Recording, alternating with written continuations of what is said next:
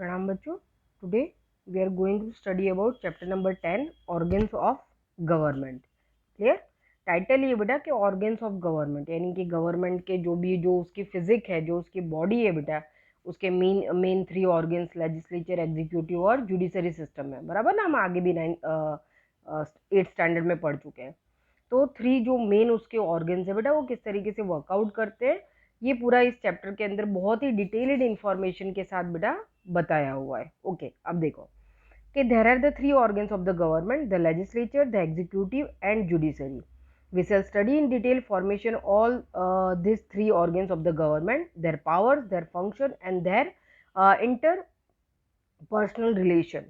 ठीक है, एक तरीके से देखा जाए बेटा कि in this chapter we learn about their powers, उनकी सत्ता क्या है बेटा, उनके पास पावर्स क्या है, वो किस तरीके से काम करते हैं, देयर फंक्शंस। बराबर कि उनके वो लेजिस्लेचर है तो क्या काम करता है, तो आपको 6, 7, 8 में आप पढ़ते आए हो, सिंपल सा एक उसका फंक्शन लिखते हो कि लेजिस्लेचर मेक द लॉज। बराबर, एक तरीके से वो क्या करता है, कानून बनाता है। Executive implement the laws and judiciary look after the laws. बचपन से यही पढ़ते आए हो ना कि ये 3 मेन उसके फंक्शंस हैं। तो यहाँ पे उसके फंक्शंस क्या हैं, और इंटरपर्सनल रिलेशन, यानी कि तीनों का एक दूसरे के ऊपर कितना डिपेंडेंस है, वो एक दूसरे के काम में कितना इंटरफियर करते हैं, वो एक दूसरे के काम को कितना लुक आफ्टर करते हैं। बराबर, और यहाँ पे उनका एक दूसरे के साथ किस तरीके का, जैसे लेजिस्लेचर और एग्जीक्यूटिव बॉडी का तो हर कामकाज एक दूसरे के साथ बिल्कुल कनेक्टेड है बेटा, लेकिन जो जुडिशरी है वो इन दोनों बॉडीज से अलग है, बिल्कुल इंडिपेंडेंट है।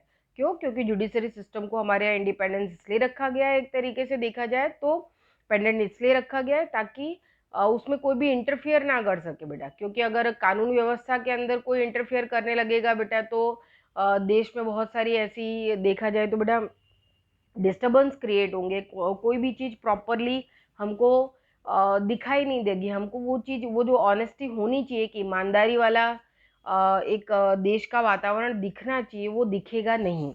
तो यहाँ पे ये तीनों जो ऑर्गन्स है बेटा, जो बॉडी है, वो एक दूसरे के साथ मिलकर काम करती है। ये एक दूसरे के पावर को भी कंट्रोल करते हैं, एक दूसरे को एडवाइस भी देते हैं। ओके, और एक दूसरे के कामकाज को बेहतर भी बनाते हैं।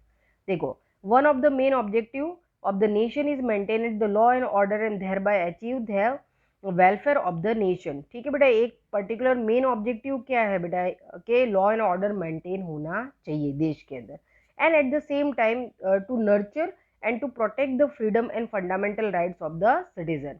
और वो चीज कब पर्टिकुलरली बेटा, इस तरीके का एटमोस्फियर देश में कब बनेगा बेटा, जब जो आम लोग हैं बेटा, उनके फंडामेंटल राइट्स, उनके जो मूलभूत अधिकार हैं बेटा, वो एक तरीके से सेफ होंगे, वो अपने राइट्स को एंजॉय कर पाते होंगे बेटा। और एक तरीके से देखा जाए तो कहीं ना कहीं जो एक पर्टिकुलर वैल्यूज और जो एक कंस्ट्रक्टिव एस्पेक्ट एक देश का संवैधानिक तरीका होता है बेटा, उसको प्रॉपरली उसको नर्चर किया गया होगा, उसको अच्छे तरीके से नर्चरिंग करना है, ऐसे देखा जाए तो बेटा पालन पोषण करना है। लेकिन जब हम लॉ एंड ऑर्डर को अच्छे से मेंटेन करेंगे बेटा, तो ही लोग अपने मूलभूत अधिकारों को एंजॉय कर पाएंगे, अपने फ्रीडम को जो है एंजॉय कर पाएंगे, और देश उनके फ्रीडम और फंडामेंटल राइट्स को प्रोटेक्ट कर पाएगा। तो इसके लिए इन बॉडीज का बहुत ही स्ट्रांग होना और स्ट्रांगली वर्कआउट करना बहुत जरूरी हो जाता है। या देखो, for the progressive development of the state, it is necessary that all 3 organs of the government, example like legislature, the executive and judiciary, work in mutual unity। बराबर, और इस एस्पेक्ट को कंप्लीट करने के लिए ये जो तीनों ऑर्गन्स है, तीनों जो बॉडीज है बेटा, वो बहुत ही म्यूचुअल अंडरस्टैंडिंग के साथ काम करती हैं। बराबर, बहुत ही समन्वय बना के काम करती है बेटा, बहुत ही एक दूसरे के ऊपर भरोसा करके काम करती हैं। mutual unity, cooperation and coordination, so that the government can run its administration effectively and efficiently। The legislature frame the laws, the executive implement the laws, and the judiciary maintain the laws and order by punishing the people who violate the law।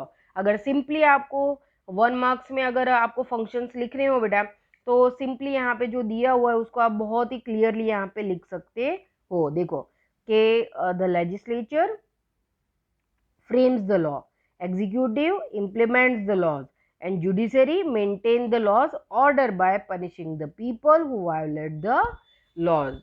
Judiciary जो है वो laws को बेटा एक तरीके से look after करता है, देखता है कि कानून कायदा सही तरीके से चल रहा है, अगर कोई भी पर्सन उसको वायोलेट करता है बेटा, उसका हनन करता है, बराबर, उसको एक तरीके से देखा जाए तो बेटा कानून व्यवस्था को तोड़ता है, तो उसको पनिश भी करने का काम हमारी जुडिशरी करती है। तो यहाँ पे ये फंक्शंस क्लियर हो गए आपके माइंड में। तीनों ऑर्गन्स, तीनों जो बॉडी है वो बहुत ही म्यूचुअल यूनिटी, कोऑपरेशन और कोऑर्डिनेशन के साथ वर्कआउट करती हैं। इस बात का भी आपको बहुत अच्छे से ध्यान रखना है। ओके, अब आगे बढ़ते हैं।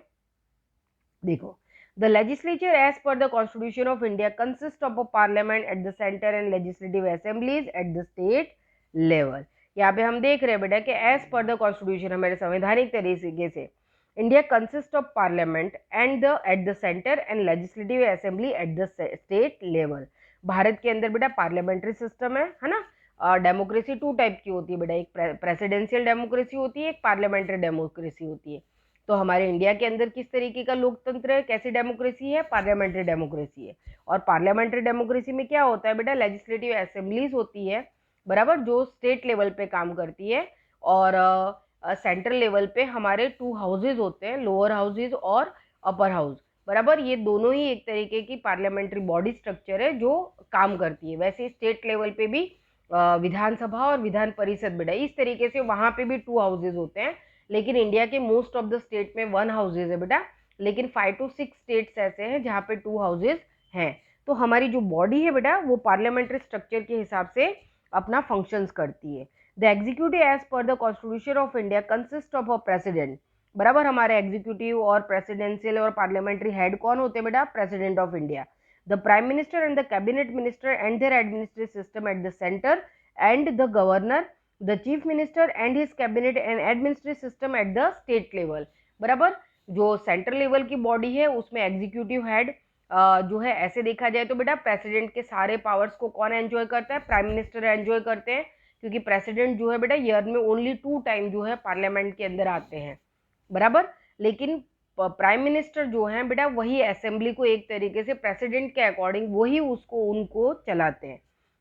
उनके साथ साथ कैबिनेट मिनिस्टर्स होते हैं बेटा, एडमिनिस्ट्रेटिव सिस्टम होता है, उनका पीएमओ होता है, जो पूरा का पूरा पार्लियामेंट्री सिस्टम के कामकाज पे ध्यान रखता है। स्टेट लेवल पे गवर्नर होते हैं बेटा, यानी कि जो सेंट्रलाइज पावर जो प्रेसिडेंट का होता है वही प्रेसिडेंट का पावर जो है स्टेट लेवल पे गवर्नर को दिया जाता है। यानी कि गवर्नर वही पर्सन है जो कुछ भी कामकाज करते हैं वो ये समझ के किया जाता है कि देश के जो प्रेसिडेंट ऑफ इंडिया है उन्होंने उनको ये करने के लिए कहा है। और स्टेट लेवल पे चीफ मिनिस्टर हेड होते हैं बेटा, उनके साथ भी कैबिनेट मिनिस्टर्स होते हैं। Where in the judiciary the supreme court is at the top. और हमको पता है कि हमारा जो जुडिशियल सिस्टम है बेटा उसमें सुप्रीम कोर्ट जो है बेटा वो टॉप लेवल पर होती है, बराबर। हमने हमेशा ये पिरामिडिकल स्ट्रक्चर पढ़ा हुआ है। एससी जो है बेटा वो टॉप लेवल पे होती है, सुप्रीम कोर्ट ऑफ इंडिया। उसके बाद स्टेट लेवल पे 3 स्ट्रक्चर्स होते हैं, उसमें एचसी होती है बेटा, हाई कोर्ट होता है, डीसी होती है, डिस्ट्रिक्ट कोर्ट होता है, और टीसी होती है यानी कि तालुका कोड्स होती है।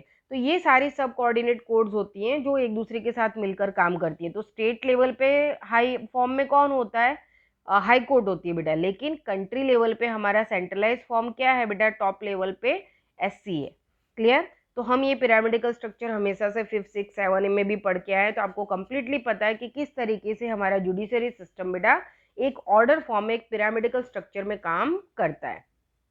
ओके, अब देखो कि high court at the state level and at the bottom there are the subordinate court, district court and special court. Thus the judiciary is a separate, independent and organized whole which is completely apart from the legislature and executive. जिससे हमको देखता है कि judiciary का अपना एक body form है जो लेजिस्लेचर और एग्जीक्यूटिव बॉडी से बिल्कुल अलग होकर कामकाज करता है। India is a union of state, no state is completely independent and sovereign. Bharat जो है बेटा एक तरीके से देखा जाए तो स्टेट्स का पूरा यूनियन है।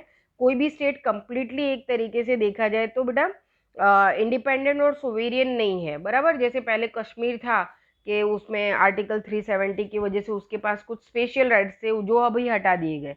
तो भारत में अब ऐसा कोई भी स्टेट नहीं है जिनके कुछ अलग तरीके के स्पेशल राइट्स हो, बराबर। सारी पूरी की पूरी सेंट्रलाइज बॉडी के रूप में ही सारे स्टेट्स काम करते हैं।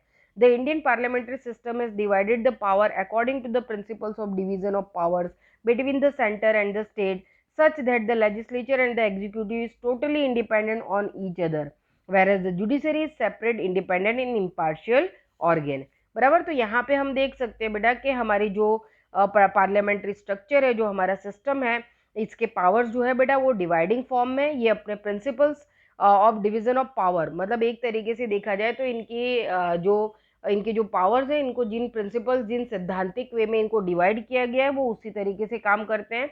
लेजिस्लेचर और एग्जीक्यूटिव बॉडी बेटा एक तरीके से देखा जाए तो बिल्कुल इंटर रिलेशन उनका बना रहता है, लेकिन जुडिशरी सिस्टम को बिल्कुल सेपरेट रखा गया है ताकि वो इंडिपेंडेंट और इम्पार्शियल जजमेंट ले पाए और सभी के लिए एक तरीके से कामकाज कर पाए। ओके, तो यहाँ पे ये कंप्लीटली पहले तो चैप्टर का एक तरीके का इंट्रोडक्शन क्लियर हुआ बेटा कि क्या है ऑर्गन्स, क्या है 3 ऑर्गन्स हैं और वो किस तरीके से एक दूसरे के साथ कोऑर्डिनेट करके वर्कआउट करते हैं। ओके, अब पार्ट नंबर 2 में हम देखेंगे principles of division of power. Thank you.